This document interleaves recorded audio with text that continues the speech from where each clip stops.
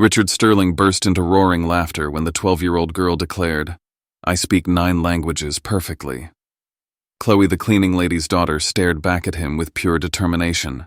What she said next completely froze the laughter on his face forever. Richard Sterling adjusted his $80,000 Patek Philippe watch as he observed the conference room on the 52nd floor of his corporate high-rise in the heart of Manhattan with absolute disdain. At 51, he had built a tech empire that had made him the richest man in the city with a personal fortune of $1.2 billion, but also the most ruthless and arrogant. His office was an obscene monument to his oversized ego walls of imported black Italian Carrara marble artwork that cost more than entire mansions, and a 360-degree panoramic view that constantly reminded him he was literally above all the mortals crawling like insignificant ants on the streets below. But what Richard enjoyed most wasn't his astronomical wealth, but the sadistic power it gave him to humiliate and destroy those he considered inferior. Mr. Sterling, his secretary's trembling voice, interrupted his thoughts of superiority through the gold-plated intercom. "Mrs. Davis and her daughter have arrived for the cleaning. Should I send them in?" "Yes, let them through," he replied, a cruel smile slowly spreading across his tanned face. "I think I'm going to have some fun today." For the last week, Richard had been meticulously planning his favorite game of public humiliation. As part of a family inheritance, he'd received an ancient document written in multiple languages that the city's best translators had declared completely impossible to decipher. It was a mysterious text with characters blending Mandarin, Arabic, Sanskrit, and other scripts that even university experts couldn't identify. Richard had turned this into his most sadistic personal entertainment. Just then the glass door slid open silently. Maria Davis, 45, entered in her immaculate navy blue uniform, pushing her cleaning cart, her faithful companion for the last 8 years working in this building. Trailing behind her with hesitant steps and a worn but clean school backpack was her daughter Chloe. Chloe Davis was 12, the perfect antithesis of the surrounding world of obscene luxury. Her black shoes, though carefully shined, had seen better days. Her South Side middle school uniform was patched but spotless, and books from the city public library peeked out of a backpack that had clearly passed through several older siblings. Her eyes, large and curious, contrasted dramatically with the submissive, fearful gaze her mother had developed after years of being treated as invisible. "Excuse me, Mr. Sterling," Maria murmured, head bowed exactly as she'd learned he expected. "I didn't know you had a meeting. My daughter is with me today because I had no one to leave her with. We can come back later if you prefer." No. Richard stopped her with a laugh that sounded like a predator's bark. "Stay. This is going to be absolutely hilarious." He stood behind his black marble desk, his eyes gleaming with the cruelty of a man who had found new prey to torture. He circled them like a stalking shark, enjoying the obvious terror in Maria's eyes and the confusion in little Chloe's. "Maria, tell your daughter what Mommy does here every day," Richard ordered with a venomous smile. "She knows, sir." "I clean the offices," Maria replied in a low voice, her hands gripping the cart handle until her knuckles turned white. "Exactly. You clean," Richard applauded sarcastically, his voice thick with contempt. "And tell her, what's your education level?" Maria felt the heat of humiliation rise to her cheeks. "Sir, I finished high school. High school. Barely high school."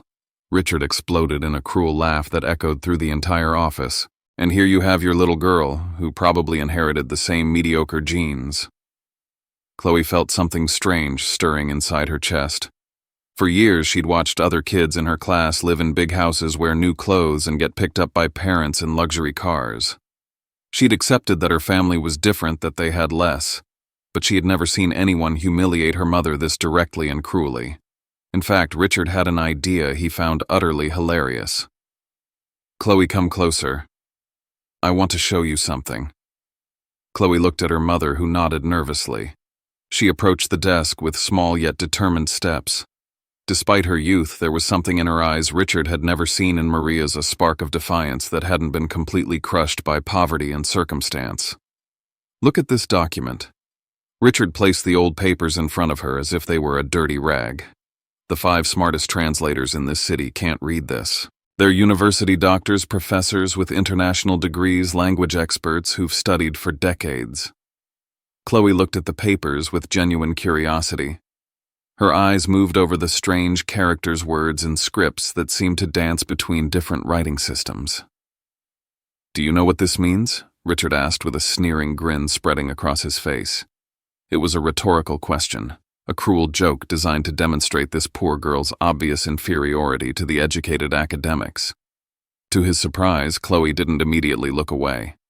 Instead, she studied the document with an intensity that was unsettling for someone so young. "No, sir," she finally replied softly. "Of course not." Richard roared with laughter, slamming the desk with both hands. A 12-year-old girl from a family of cleaners, just like doctors with 30 years of experience, can't read it either. He turned back to Maria, his voice becoming even more venomous. "Do you see the irony, Maria? You clean the bathrooms of men who are infinitely smarter than you, and your daughter is going to end up doing the exact same thing because intelligence is inherited." Maria clenched her teeth, trying to hold back the tears of humiliation. For 8 years, she had endured comments like these. She'd developed an emotional shield to protect herself from the cruelty of men like Richard. But seeing her daughter humiliated this way was different. It was a pain that cut deeper than any personal insult. Chloe watched the entire scene with an expression that was gradually changing. The initial confusion was being replaced by something more powerful: indignation. Not for herself, but for her mother, who worked 16 hours a day to support her 3 children, who never complained, who always found a way to put food on the table and school supplies in their backpacks. Enough games now. Richard returned to his desk, clearly savoring every second of his cruel spectacle. "Maria, you can start cleaning. And Chloe, sit there quietly, while the important adults work." "Excuse me, sir." Chloe's clear, firm voice cut the air like a sharp knife. Richard turned surprised the girl dared to interrupt. His expression was a mixture of amusement and irritation. "What do you want, girl?" "Come to defend your mommy." Chloe walked slowly toward the desk, her footsteps echoing on the marble with a determination that surprised everyone in the room. When she reached Richard for the first time in her short life, she looked directly into the eyes of the adult trying to intimidate her. "Sir," she said with a calm that dramatically contrasted with her age, "you said the best translators in the city can't read that document." Richard blinked, confused by the confidence in the voice of this girl, who should have been shaking with fear. "That's right. So what? And can you read it?" The question hit Richard like an unexpected slap.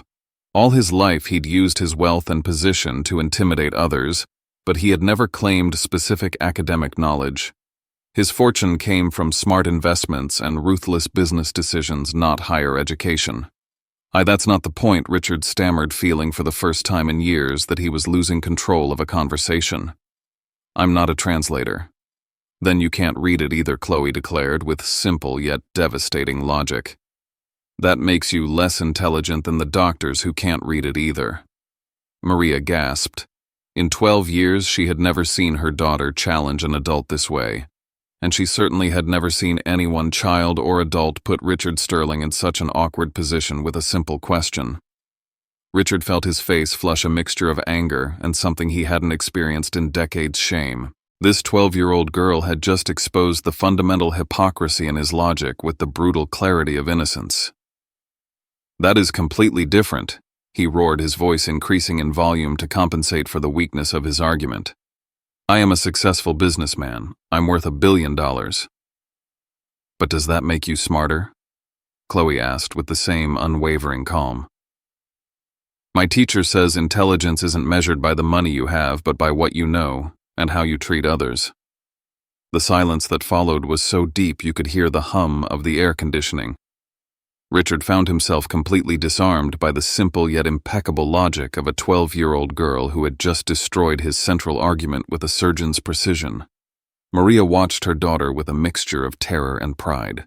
Terror because she knew Richard Sterling had the power to destroy their lives with a single phone call. Pride because for the first time she was seeing her daughter defend herself and by extension defend her family's dignity. Besides, Chloe continued, her voice growing stronger with every word. "You said I couldn't read the document because I'm the daughter of a cleaning woman, but you never asked me what languages I speak."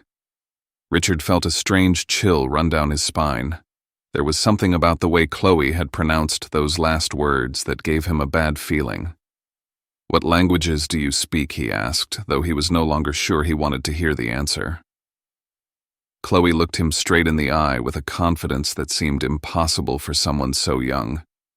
"I speak native Spanish, advanced English, basic Mandarin, conversational Arabic, intermediate French, fluent Portuguese, basic Italian, conversational German, and basic Russian." The list flowed from her lips like a powerful litany, each language pronounced with a precision that made Richard's jaw slowly drop. "That's 9 languages," Chloe added with a small, triumphant smile. "How many do you speak, Mr. Sterling?" The question hung in the air like a bomb about to explode. Maria was paralyzed not only by the shock of hearing her daughter list languages she hadn't known she spoke, but by the realization that the power dynamic in the room had just completely shifted. Richard opened and closed his mouth several times like a fish out of water. For 51 years he had used his wealth as a shield and a sword, intimidating others with his financial success. He had never been in a situation where a 12-year-old girl had intellectually surpassed him in public. That is," he stammered, all his arrogance evaporating like steam. "Would you like me to try reading your document?" Chloe asked with a courtesy that somehow made the offer even more devastating. "Maybe I can help where the doctors couldn't." And in that moment, Richard Sterling realized he had made the biggest mistake of his life. He had completely underestimated the wrong person, and he was about to discover that some humiliations couldn't be bought away. Little Chloe Davis was about to change his world forever. The silence that followed Chloe's question was so dense it seemed to have physical weight. Richard Sterling, the most powerful man in the city, was completely paralyzed by a 12-year-old girl who had just shattered his logic with the brutal simplicity of truth. His hands trembled slightly as he processed what he had just heard. 9 languages. A girl who was supposed to be grateful for the crumbs of public education had declared she spoke 9 languages, more than he could learn in his entire life, even with all his millions. That is impossible. Richard finally stammered, his voice sounding strangely weak in the office he had designed specifically to intimidate. Where did you learn all that?" Chloe looked at him with an expression that was a mixture of patience and determination, as if she were explaining the obvious to an adult who hadn't been paying attention. "At the City Public Library, Mr. Sterling. They have free language programs every day after school. There are also videos online, free apps, and books anyone can borrow if they're curious enough to learn." Every word was like a soft yet devastating slap. Richard realized that while he had been spending hundreds of thousands of dollars on unseen artwork, on exclusive restaurants where he boasted of his wealth, and on watches that cost more than Maria's annual salary, this girl had been quietly building a knowledge base he could never buy. Maria looked at her daughter with a mixture of astonishment and terror. She'd known Chloe was smart, always brought home good grades, spent hours at the library, but she had never imagined the true extent of what her daughter had been silently learning. "The programs are led by immigrants who live in the city," Chloe continued with the same unwavering calm. "Mrs. Lee teaches me Mandarin on Tuesdays. Samir helps me with Arabic on Thursdays. Isabella practices Italian with me on Saturdays. They are people who, like my mother, work humble jobs but know incredible things." Richard felt nauseous. This girl had just described a learning network he had never known existed, a community of people he had automatically dismissed as inferior, yet who apparently possessed knowledge that rivaled university professors. "But that doesn't mean you can read a complex academic document," Richard said, desperately clinging to any fragment of superiority he could maintain. "Speaking basic languages isn't the same as understanding ancient specialized texts. You're right." Chloe nodded, surprising him. "That's why I also study in the classical languages section of the academic research library on weekends. The librarians let me in because I always return my books on time and never make noise." Richard's jaw completely dropped. The university library. "The library is almost empty on Saturday mornings. I've been reading about comparative linguistics, ancient writing systems, and language evolution for the last 2 years. It's fascinating how languages connect across history." Richard slumped into his chair as if someone had taken all the bones out of his body. This 12-year-old girl had not only been learning modern languages, she had been independently studying subjects that typically required graduate degrees to fully grasp. 2 years, he whispered, his voice barely audible. I started when I was 10. My mom was working double shifts to pay for private school for my older brother, but then she lost that extra job.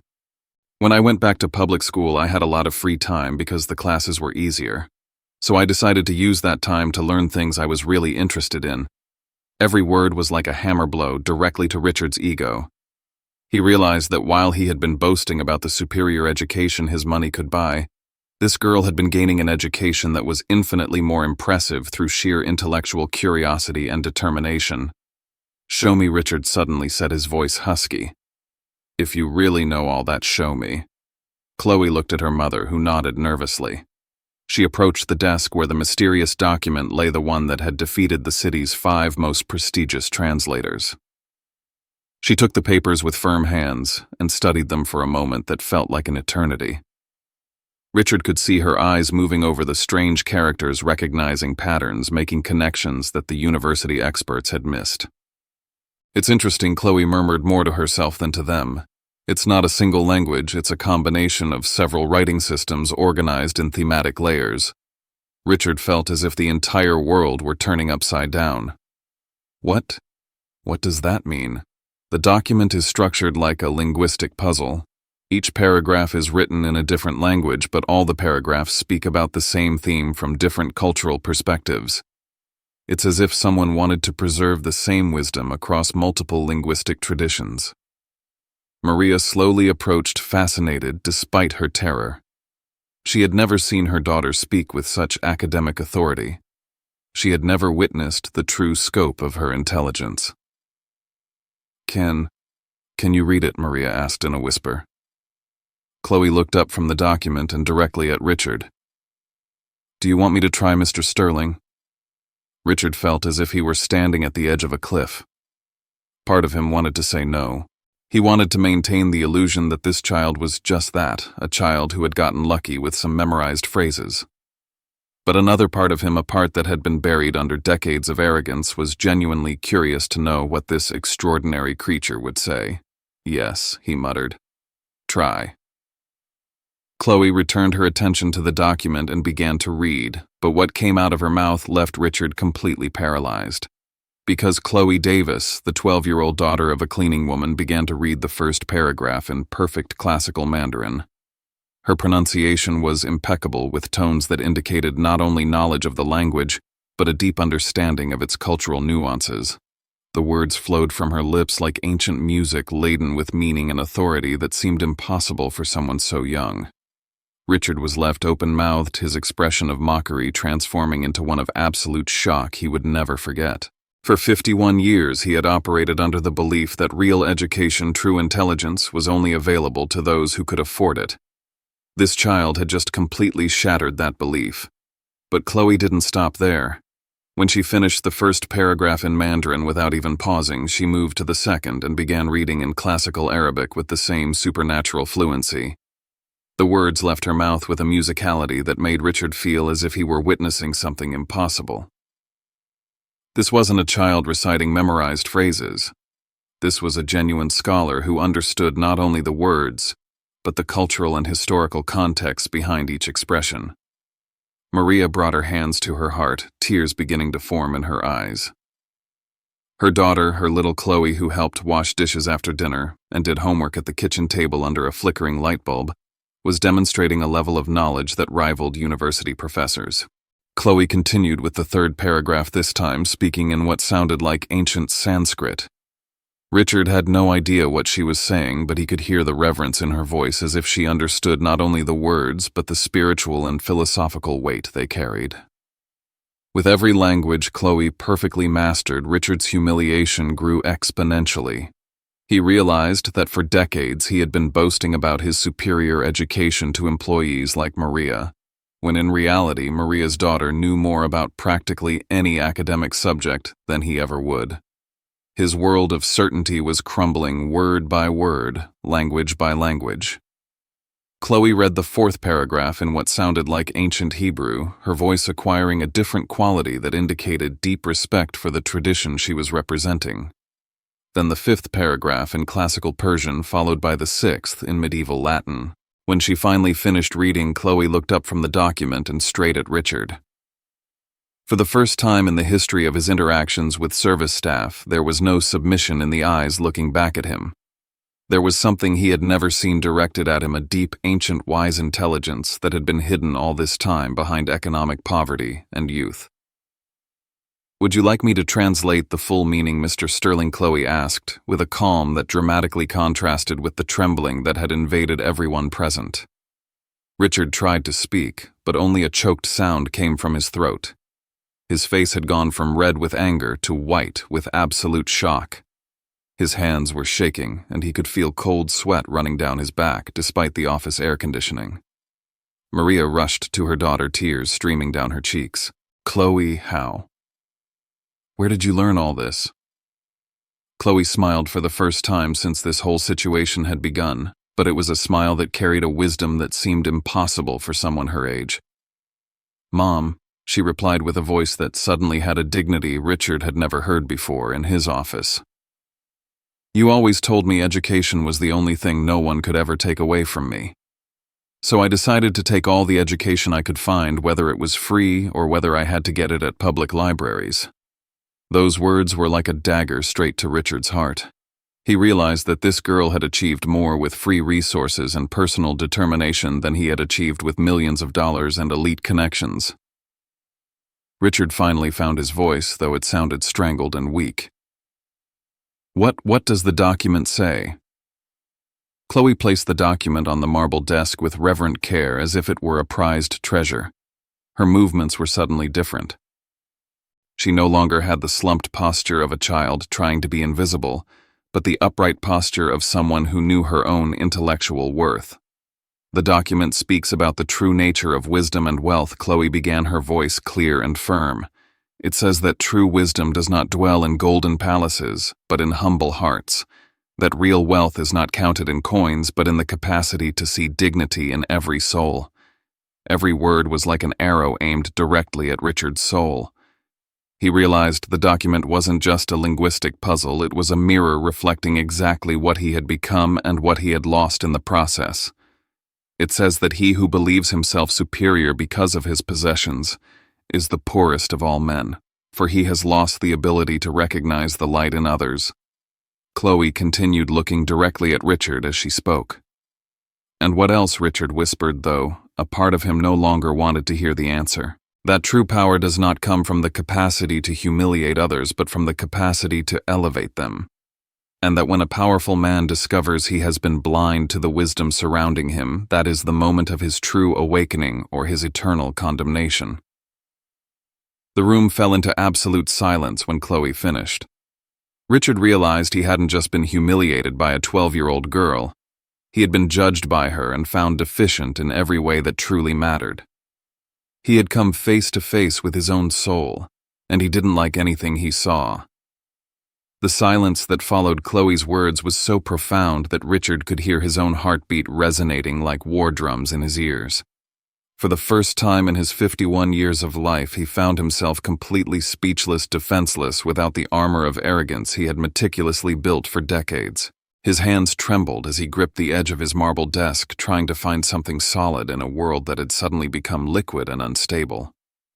The girl standing in front of him was no longer just the daughter of a cleaning employee. She was a brutal mirror reflecting everything he had lost, everything he had never been, and everything he could never buy with his $1.2 billion. Who are you really?" Richard whispered, his voice barely audible in the office he had designed to intimidate, but which now felt like a prison of his own making. Chloe looked at him with an expression that was a mixture of compassion and a wisdom that seemed impossible for a 12-year-old. "I am exactly who you have seen, Mr. Sterling. I am Chloe Davis, daughter of Maria Davis, a student at Southside Middle School, and someone who believes everyone deserves to be treated with dignity." Each word was like a drop of acid falling onto Richard's soul. He realized that all his life he had been confusing external labels with the real worth of people. He had judged Maria by her cleaning uniform without ever asking himself what kind of mother could raise such an extraordinary daughter. He had assumed that economic poverty equaled intellectual poverty when the evidence to the contrary had been right in front of him for years. Maria approached her daughter and placed a protective hand on her shoulder. "Chloe, it's time to go," she murmured softly, clearly worried about the possible consequences of what had just happened. "No," Richard suddenly said, his voice husky with emotion. "Please don't leave." Mother and daughter looked at him in surprise. For 8 years, Richard had never asked Maria for anything with a please. He had never shown the slightest consideration for her schedule, her needs, or her basic humanity. I need to understand." Richard continued, struggling with words he had never spoken before. "How is this possible? How can a 12-year-old girl know more than I do about everything?" Chloe exchanged a look with her mother, who nodded almost imperceptibly. Chloe then approached the chair opposite Richard's desk. For the first time in the history of that office, someone who was not a millionaire sat as an equal across from the owner of the empire. "I don't know more than you about everything, Mr. Sterling," Chloe replied with brutal honesty. "You know about business, about making money, about managing companies. Those are skills I don't have." But she continued, and Richard could feel it devastating but coming. "You never learned about the things that really matter. You never learned about respect, about humility, about seeing the humanity in others. And those are the most important lessons of all." Richard felt like every word was a direct punch to the gut. "And you have learned them." "My mom taught me," Chloe replied, simply looking toward Maria with genuine love. "She works 16 hours a day to give my brothers and me a decent life. She never complains. She never speaks ill of the people who treat her unfairly. She always finds time to help me with my homework, even when she's exhausted." Maria felt tears welling up in her eyes as she heard her daughter describe her sacrifices with such clarity and appreciation. "Do you know what my mom taught me that is more valuable than all your millions?" Chloe asked, looking directly at Richard. "She taught me that true wealth is in the capacity to make others feel valued. She taught me that intelligence without kindness is simply educated cruelty, and she taught me that no matter how little you have materially, you can always choose to treat others with dignity." Each lesson was like a gentle yet devastating slap. Richard realized that Maria, whom he had treated as invisible for 8 years, had been raising a philosopher in her humble home, while he had been accumulating expensive objects in his empty mansion. "But I have worked all my life to get where I am," Richard protested weakly, clinging to the last shreds of his self-image. "I built an empire from scratch, and that is admirable." Chloe agreed, surprising him with her fairness. "But the question is, what did you build it for? To help others? To make the world a better place, or just to feel superior to people like my mom?" The question hung in the air like a bomb waiting to explode. Richard opened his mouth to defend himself, but realized he didn't have an answer that wouldn't make him sound like the selfish monster he probably was. "I don't know," he finally admitted, his voice breaking with the most honest admission he had made in decades. "That is the difference between us, Mr. Sterling," Chloe said softly. "You never asked yourself why you were building your empire. I always ask myself why I am learning every new language, reading every new book, studying every new subject. And what is your answer?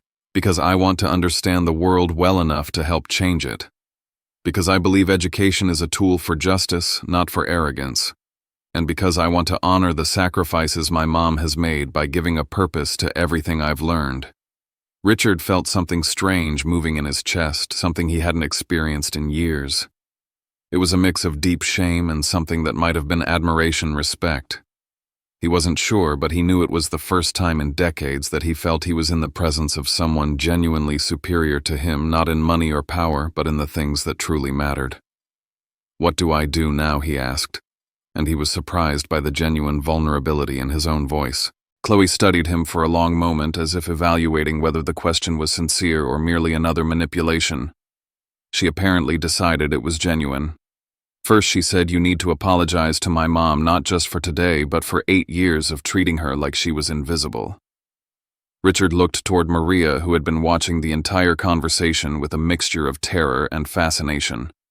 For 8 years, she had simply been the cleaning lady to him, He had never known her full name, never asked about her family, never even acknowledged her basic humanity.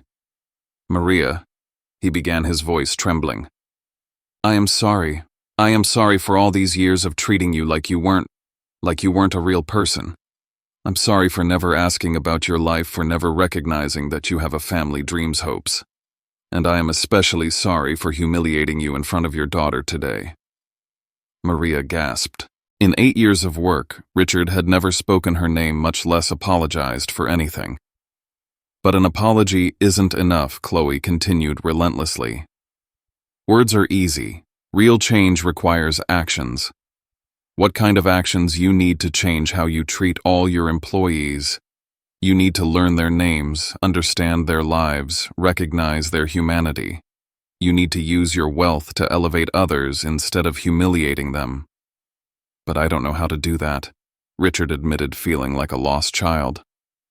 Then learn, Chloe replied with the same determination she had used to learn 9 languages. My mom can teach you. She knows more about real leadership than all the business books you've read. Richard looked toward Maria with new eyes. For the first time in 8 years, he truly saw her. He saw a woman who had raised an extraordinary daughter while working exhausting jobs. He saw someone who had maintained her dignity despite years of humiliation. He saw a real leader who had been under his nose all this time. "Maria," he said softly, "would you help me?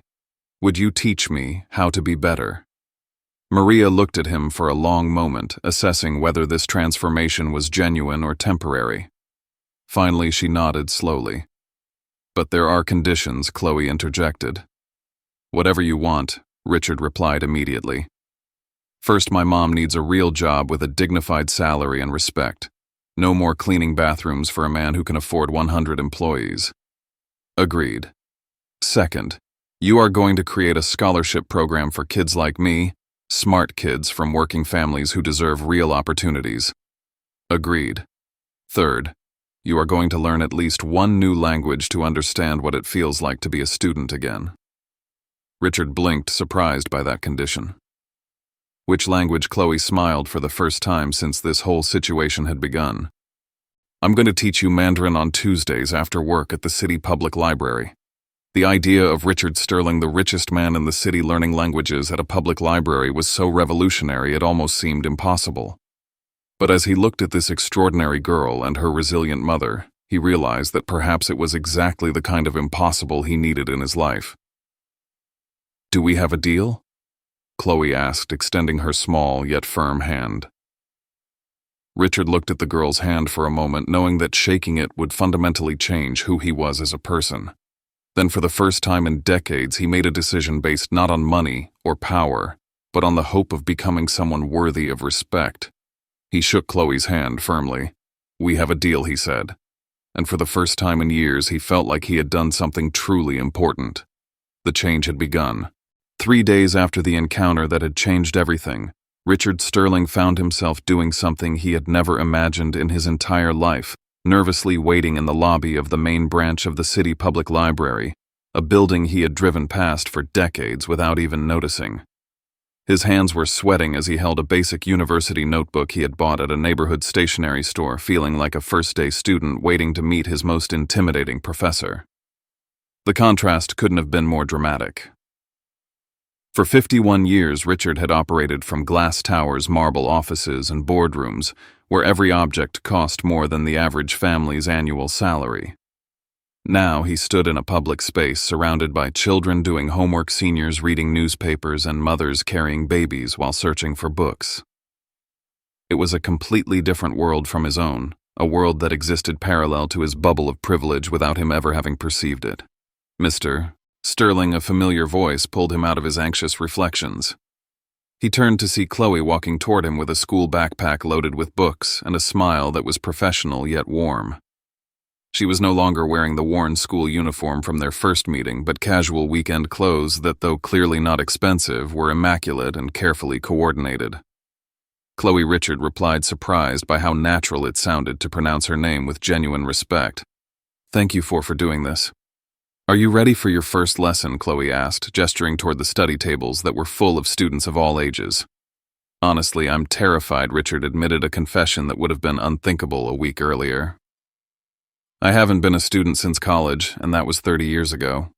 Chloe led him to a table in the language section, an area Richard never knew existed. The walls were covered with posters of alphabets in different languages, world maps marking linguistic families, and schedules for free classes in dozens of different tongues. All this is free, Richard asked with genuine disbelief. Completely free, Chloe replied, organizing basic Mandarin materials on the table. The city believes education should be accessible to everyone, not just those who can pay for it. The statement hit Richard like a soft slap. For decades, he had assumed that quality education was a purchased privilege when apparently it had been available blocks from his office all this time. We'll start with the basics, Chloe announced, opening a worn but well-cared-for textbook. The 4 tones of Mandarin are fundamental. Without them, one word can mean completely different things. For the next hour, Richard experienced something he hadn't felt in decades, the absolute humility of being completely ignorant in a subject. Chloe was a patient, yet demanding teacher, correcting his pronunciation with the same academic authority she had shown when translating the mystical document. Ma, ma, ma, ma.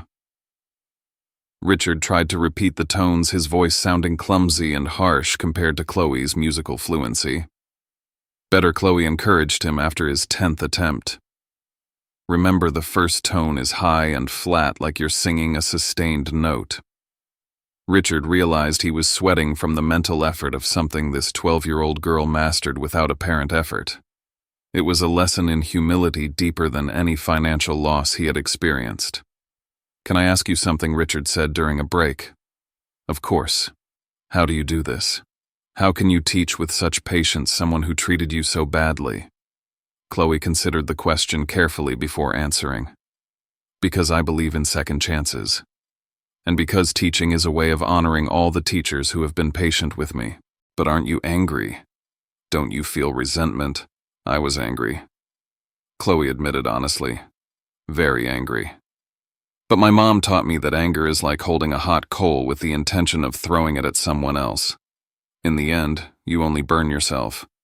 The wisdom of those words, coming from someone who could be his granddaughter, struck Richard deeply. He realized he had been holding hot coals of arrogance and contempt for decades, burning himself without realizing it. "Let's continue," he said, determined to honor his young teacher's patience with genuine effort. As he progressed clumsily through basic Mandarin characters, Richard became consciously aware of his surroundings. At the next table, an older woman helped a child with math. At another, a group of teenagers studied silently for exams. In the computer section, adults were learning basic digital skills. It was a microcosm of learning and growth that had existed parallel to his world of luxury without him ever perceiving it. He realized he had been living in a bubble so dense that he had completely lost sight of the humanity around him. "Chloe," Richard said softly, "can I meet some of your other teachers?" Chloe's eyes lit up. "Seriously? You'd like that? I'd love to." Chloe guided him through the library, introducing him to an extraordinary community of volunteer educators that had been operating under his nose for years. He met Samir, a Syrian refugee who taught Arabic while working as a cab driver. Mrs. Lee, a retiree who had been a professor in Beijing before immigrating. Isabella, a housekeeper who taught Italian on weekends. Each introduction was like a gentle punch to his previous worldview. These people, whom he would have automatically scorned as service workers, turned out to be brilliant educators with extraordinary stories of resilience and knowledge. "Dr. Samir," Richard said, using the title Chloe had told him was appropriate. "Chloe tells me you teach classical Arabic." Samir smiled warmly. "It is an honor to keep the language alive. In my country, I was a university professor of literature. Here I drive a taxi, but the languages live in the heart." Richard felt a pang of shame as he recalled how many times he had taken cabs driven by men like Samir, never asking about their previous lives, their losses, their quiet contributions to the community. Could you teach me some Arabic too?" he asked timidly. "It would be an honor," Samir replied. and Richard could see tears forming in his eyes. It has been a long time since someone asked me to teach for the simple love of knowledge. When he finally finished his first Mandarin lesson, Richard felt physically and mentally exhausted, but also strangely energized. For decades, he had assumed he was done learning, that his education was complete. Discovering that he could still struggle with new concepts, still feel the satisfaction of mastering something difficult, it was an unexpected revelation. Same time next week, Chloe asked as she packed her materials. Absolutely, Richard replied without hesitation. And Chloe, thank you. Not just for the language lesson, but for showing me a world I had been ignoring. You weren't ignoring it, Chloe corrected gently. You just didn't know it existed. Now that you know, you get to choose what to do with that knowledge. As Richard drove back to his mansion that night, his thoughts were completely occupied by the day's lessons. Not just the Mandarin lessons, but the deeper lessons about community humility and the wealth of knowledge that existed in places he had never thought to look. The next day, Richard did something that surprised his entire executive team. He called an emergency meeting not to discuss profits or expansion, but to talk about corporate social responsibility. I want us to establish a full scholarship program for students from working families, he announced to his surprised executives. And I want us to sponsor language programs in public libraries across the city. What is the return on investment? His CFO asked with evident confusion. The return is a better society, Richard replied, surprising himself with the conviction in his voice. The return is that we stop wasting human talent due to the accident of birth. His executives exchanged worried glances, clearly thinking their boss had lost his mind. But Richard no longer cared what the men who had been complicit in his former arrogance thought. That same week, he fulfilled another of his promises. Maria Davis was officially hired as the Director of Human Development with a salary 10 times what she had been earning as a cleaning employee. Her first task would be to work with Richard to identify and develop hidden talent among all the company's employees. Richard told her during their first official meeting, I want you to teach me everything Chloe says you know about real leadership. Maria, still adjusting to her new office and status, looked at him with a mixture of determination and nervousness. Mr. Sterling, real leadership is not about having power over others. It's about having power to elevate others. Teach me, Richard said simply. And so began an education that was worth more than all the university degrees and business masters. He could buy an education on humanity, humility, and the responsibility that comes with real privilege. For the first time in decades, Richard Sterling was learning the lessons that truly mattered. 6 weeks after the encounter that had changed everything, Richard Sterling found himself facing something he hadn't anticipated, a silent but determined rebellion from his closest social circle. The exclusive Metropolitan Club where he had lunched every Friday for the past 15 years had suddenly become hostile territory. Richard, we need to talk, declared George Hawthorne, an oil magnate and one of his oldest golf partners, as he sat heavily across from him in the club's private dining room. His eyes had the hardness of someone who had come to perform an intervention. Of course, George. What do you want to talk about? Richard replied, though he could perfectly sense where the conversation was heading. Your recent erratic behavior, George began gesturing with his $1,000 wine glass. The whole city is talking. They say you're learning languages in public libraries, that you promoted a cleaning employee to an executive position, that you're spending millions on scholarships for poor children. All of that is true, Richard confirmed, calmly continuing with his lunch as if they were discussing the weather. Are you crazy? Interjected Patrick O'Connell, heir to a pharmaceutical empire, his voice filled with disbelief. A cleaning employee as an executive. You learning in public libraries with common people. Richard felt a familiar pang of irritation.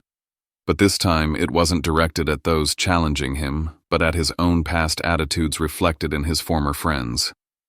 Maria Davis is smarter and has better leadership skills than most of the executives I've ever met, Richard replied calmly. And yes, I am learning Mandarin and Arabic with extraordinary professors who happen to work as cab drivers and housekeepers. Extraordinary professors who work as cab drivers, George laughed cruelly. Richard, you're completely losing perspective. Those people aren't real professors. They're failures who couldn't hold jobs in their own countries. The statement hit Richard like a slap. It was exactly the kind of comment he himself would have made 6 weeks earlier, and now it seemed not only ignorant but cruelly inhumane. George Dr. Samir held a professorship in Arabic literature at the University of Damascus before the war destroyed his country. Richard responded, his voice acquiring an edge his friends rarely heard. Mrs. Lee was the director of the linguistics department in Beijing before she immigrated to be with her family. They are not failures. They are brilliant refugees and immigrants who are rebuilding their lives. And since when do you care about that? Patrick asked with evident disdain. For years you mocked those very people. What changed? Richard considered the question carefully. What had really changed? Was it just the shock of being humiliated by Chloe, or had it been something deeper? I realized that I had been living in a bubble so dense that I had completely lost sight of what it means to be human, Richard replied honestly.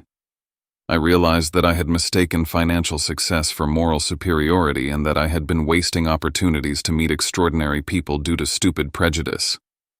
This is ridiculous, interrupted Marcus Green, a telecommunications magnate who had arrived late to the conversation but had heard enough to catch up.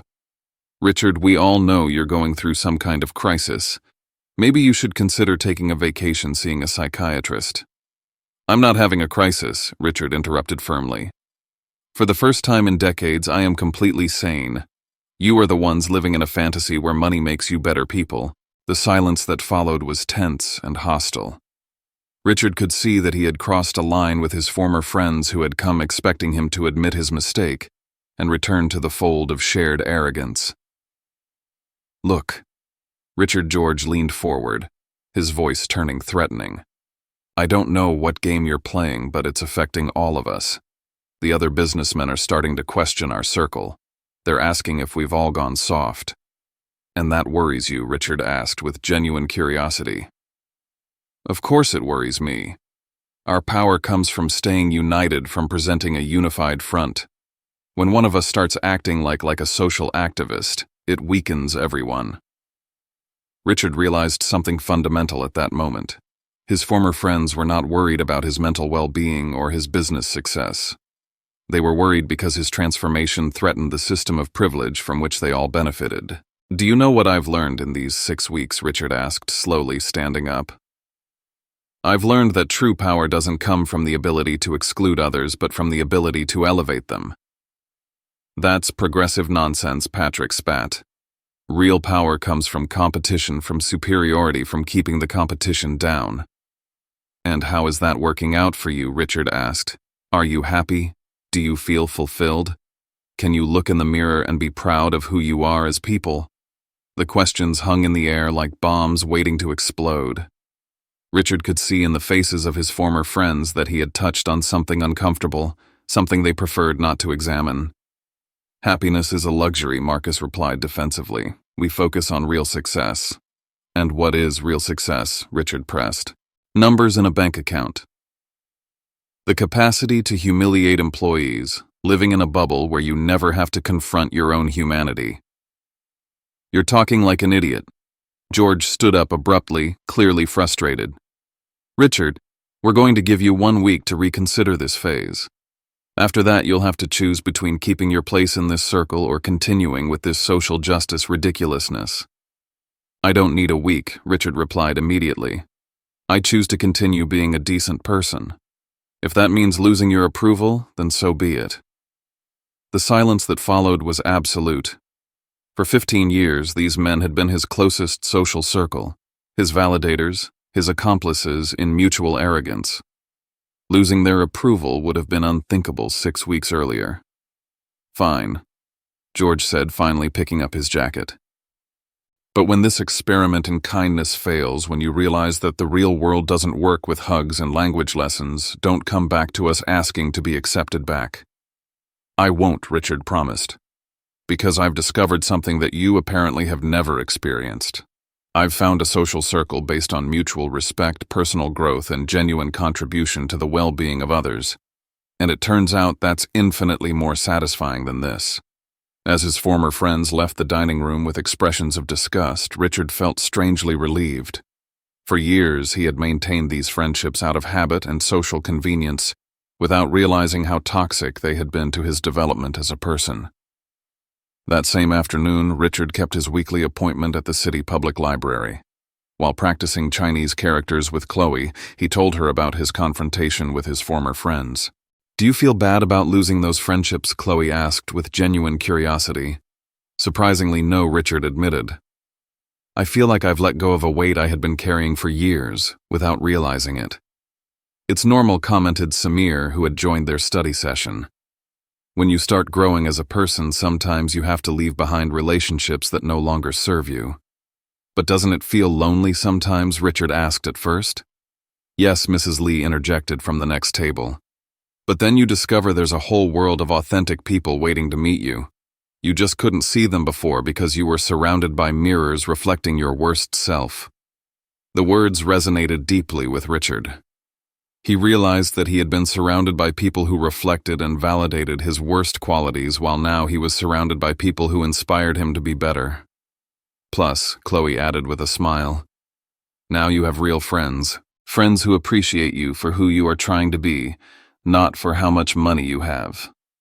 Richard looked around the study table at Chloe with her impossible wisdom, at Samir with his unbreakable dignity, at Mrs. Lee with her infinite patience, and he realized she was right.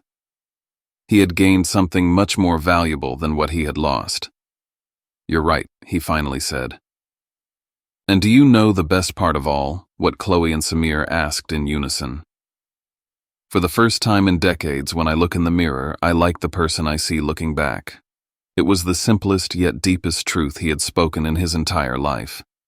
3 months after the encounter that had changed everything, Richard Sterling found himself standing in front of his office mirror, adjusting his tie for the most important event of his new life. But it wasn't a meeting with billionaire investors or the signing of a contract that would multiply his profits. It was something far more significant: the graduation ceremony of the first class of the Chloe Davis Scholarship Program, which he had established in honor of the girl who had taught him the true meaning of intelligence. The physical change in Richard was noticeable. He had lost weight, not from stress as in previous years, but because he had begun walking daily through neighborhoods of the city he had never visited, meeting beneficiary families of his programs, listening to their stories. His face no longer held the perpetually tense expression of the man who lived in constant competition with the world.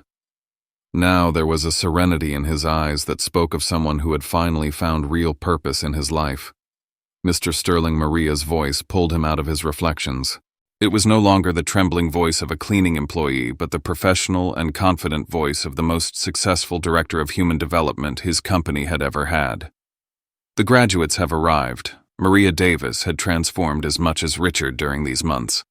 She no longer wore the navy blue cleaning uniform, but elegant professional suits that reflected her new position. But more than her external appearance, what had changed was her posture. She no longer walked with the bowed head of someone expecting to be invisible, but with the confidence of someone who knows her ideas are valued and respected. "How are the final numbers for the program looking?" Richard asked as they walked toward the auditorium. "Extraordinary," Maria replied, opening a folder that contained data that would have been impossible to imagine 3 months earlier. 150 students from working families received full scholarships to prestigious universities. 98% maintained GPAs above 4.0. And most importantly, 32 of them have already decided to give back to the program as volunteer mentors. Richard felt a warmth spread through his chest. For decades, he had measured success solely in terms of financial gains. Now he was discovering that there were far more satisfying metrics: lives changed, opportunities created, cycles of educational poverty broken. "And the language program at the libraries?" he asked. "It has expanded to 12 libraries across the city. We have over 500 regular students learning 15 different languages. The volunteer teachers have grown to 73, including refugees, immigrants, and retirees, who never had the opportunity to share their knowledge." When they arrived at the auditorium, Richard gasped. The space was filled not only with the graduating students and their families, but with an entire community that had grown around the programs he had established. He recognized familiar faces from the city public library volunteer teachers who had become his friends, and employees from his company, whose lives had been transformed by the new human development policies. Mr. Sterling, a familiar voice greeted him from the front row. It was Chloe, but a different Chloe than the 12-year-old girl he had met 3 months earlier. Now 13, she had grown not only physically but in confidence and presence. She wore an elegant, not costly dress chosen with care, and her eyes shone with the pride of someone who had seen her ideas turn into reality. Chloe, Richard said, surprised by the genuine emotion in his own voice. "How does it feel seeing all this?" "Like living a dream," Chloe replied, gesturing toward the packed auditorium. 3 months ago, I was just a girl studying in the library. Now hundreds of kids like me have real opportunities.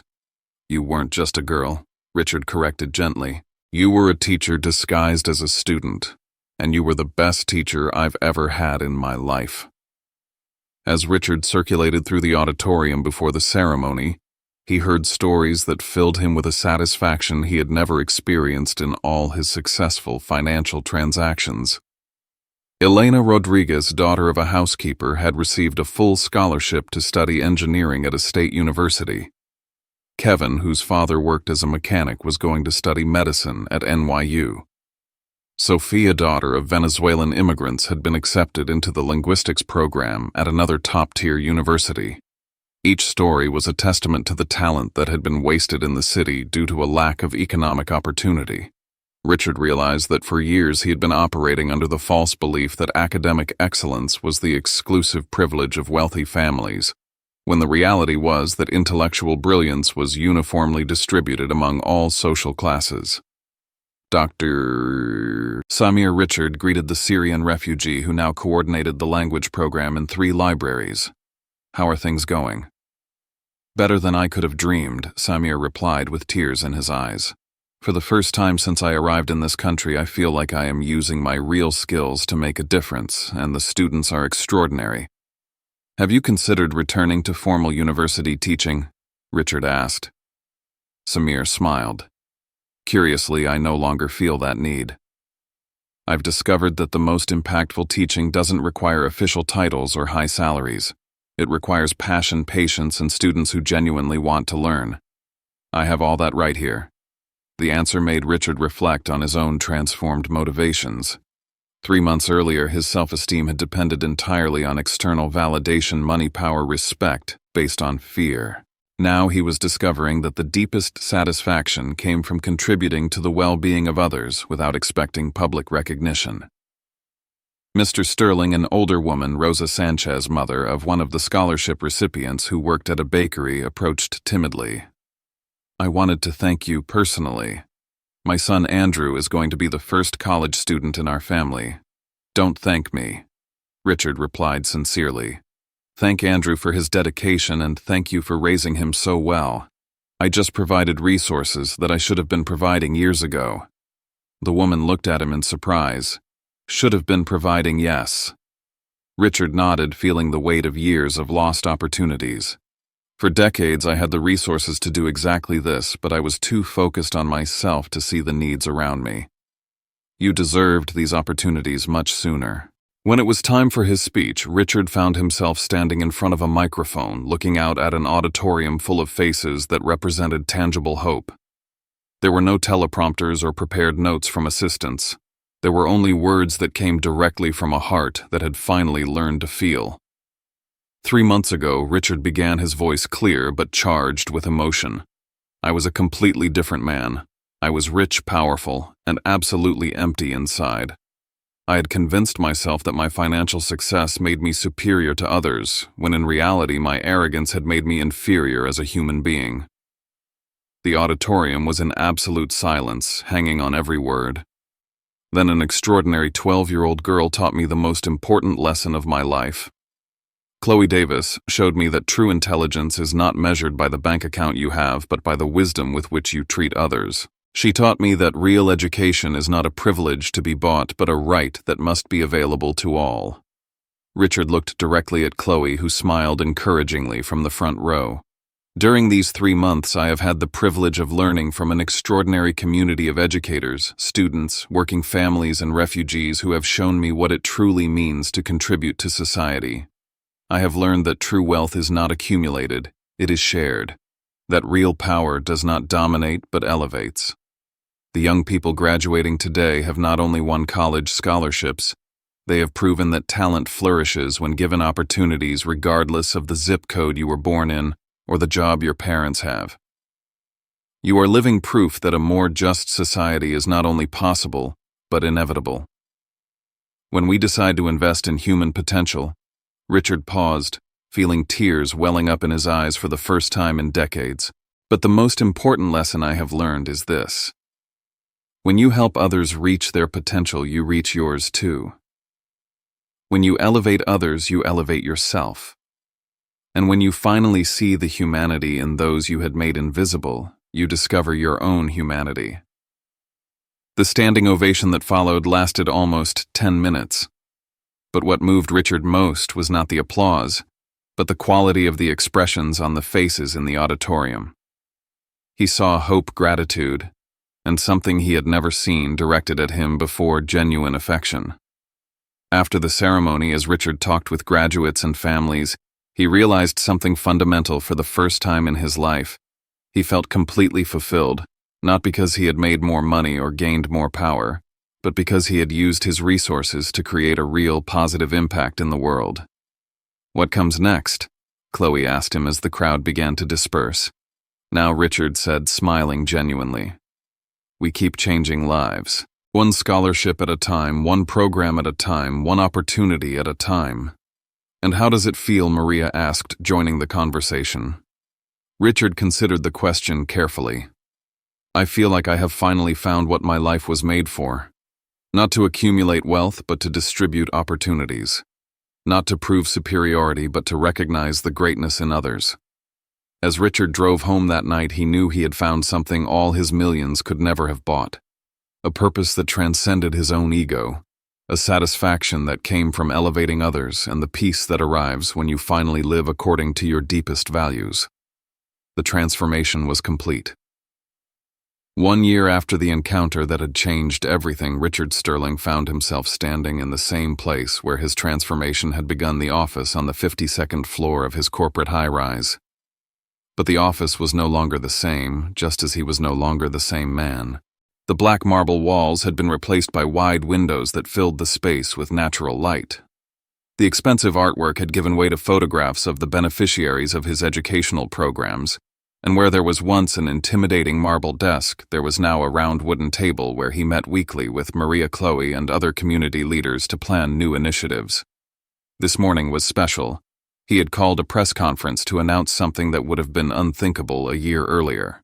The creation of the Chloe Davis Foundation for Human Dignity, endowed with $500 million, nearly half of his personal fortune, dedicated to expanding inclusive educational programs across global communities. Mr. Sterling, Maria's professional voice pulled him from his reflections as she reviewed the final foundation documents. "The journalists have arrived. The representatives from the 20 universities committed to participating in the regional program are also here." Maria Davis had become much more than the director of human development for his company. She was now the foundation's CEO, a nationally recognized leader for her innovations in inclusive education. Her transformation from invisible cleaning employee to respected executive had been documented in international magazines as an example of authentic, emerging leadership, and Chloe Richard asked, though he knew she would never miss such an important event. "She's in the auditorium reviewing her presentation. She's been working on this for weeks." Maria smiled. "I think she's going to surprise everyone." As they walked toward the auditorium, Richard reflected on the extraordinary year that had passed. The changes hadn't just been in his personal life, but throughout the structure of his company and its impact on the community. Sterling Technologies had been recognized as the most innovative company in corporate social responsibility. Employee turnover had dropped to practically zero. Productivity had increased by 45%. And most importantly, it had become the country's most desired employer, not because of high salaries, but because of the culture of respect and personal growth he had cultivated. Mr. Sterling, a familiar voice, stopped him in the hallway. It was Elena Rodriguez, the first scholarship recipient to graduate from the program, who now worked as an engineer in his company while finishing a master's in public administration. "Elena, what a joy to see you here." Richard greeted her with genuine affection. "How are your studies going? Incredibly well, thanks to you. But I wanted to tell you something before the conference." Elena paused, clearly emotional. "Yesterday I received a letter from my younger sister. She's in 9th grade and she wrote to tell me she wants to be like you when she grows up." Richard felt a lump in his throat. "Like me, yes. She says she wants to be someone who uses their success to help others succeed. She also says you taught her that the truly rich people are the ones who make others rich." The profound simplicity of those words, filtered through the perspective of a teenager, struck Richard more than any corporate recognition he had ever received. He realized that the true indicator of his transformation was not the press articles or the awards, but the kind of example he was setting for the next generation. When they entered the auditorium, Richard gasped at what he saw. It wasn't just the presence of national and international journalists or the university representatives from countries like Mexico, Chile, Argentina, and Peru. It was the quality of the audience. Hundreds of students from educational programs, working parents, volunteer library teachers, employees from his company, whose lives had been transformed by the new human development policies. Refugees and community leaders who had emerged from the movement that had begun with a simple lesson in humility. Dr. Samir Richard greeted the Syrian refugee who now directed language programs in 18 city libraries. "How do you feel seeing all this?" "Like I am witnessing the birth of something that will change the world," Samir replied, tears in his eyes. "A year ago, I was a cab driver with broken dreams.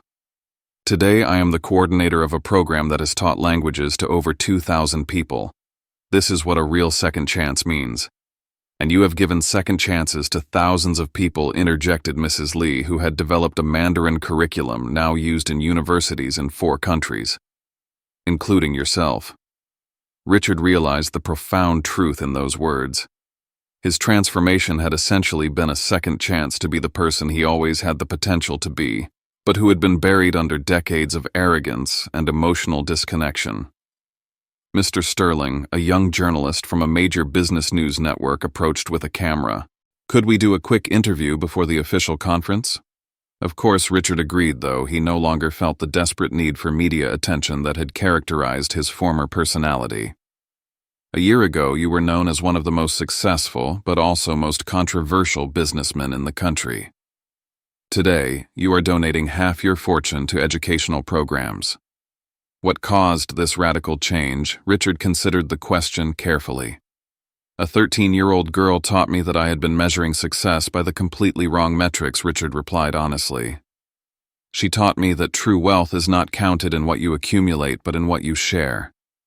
That true intelligence is not demonstrated by humiliating others, but by elevating them. And that true power does not come from the capacity to control, but from the capacity to serve. And aren't you afraid this will negatively affect your competitive position in the business world?" Richard laughed genuinely. "It turns out that when you treat people with dignity, when you invest in their growth, when you create an environment where talent can flourish regardless of its origin, your company becomes more successful, not less. We have had the most profitable year in the company's history precisely because we stopped seeing employees as expenses and started seeing them as investments." Finally, the moment for the official conference arrived.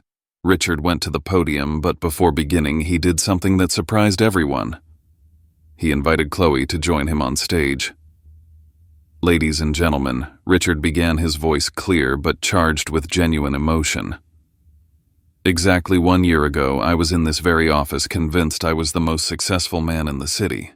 I had $1.2 billion, the fear-based respect of my employees and the envious admiration of my peers.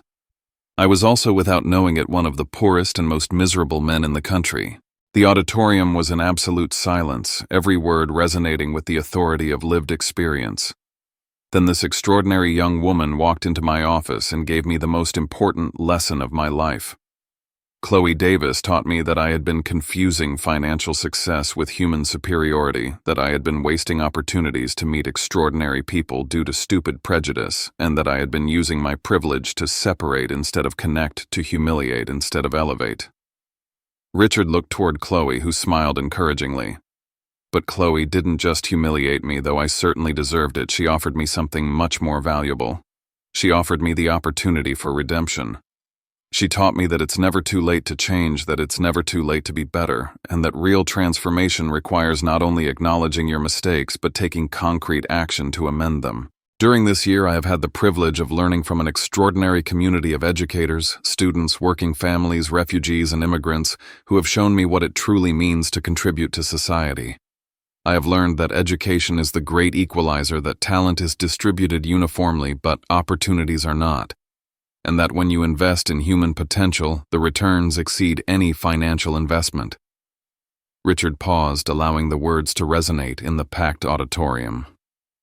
Today, I announce the creation of the Chloe Davis Foundation for Human Dignity, endowed with $500 million dedicated to expanding inclusive educational programs across global communities.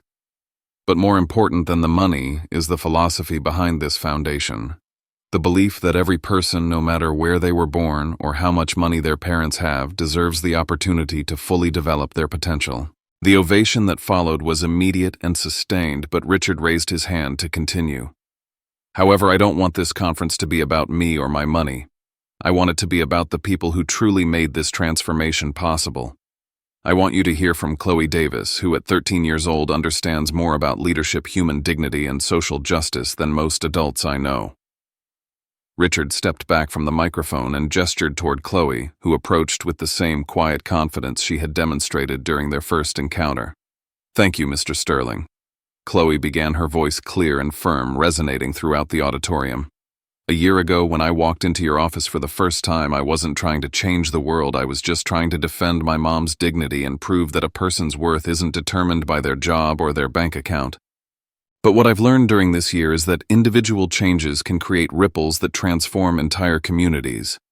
When one person decides to see the humanity in others, when they choose to use their privilege to create opportunities instead of barriers, when they decide that real success is measured by how much they elevate others, that individual decision can change thousands of lives."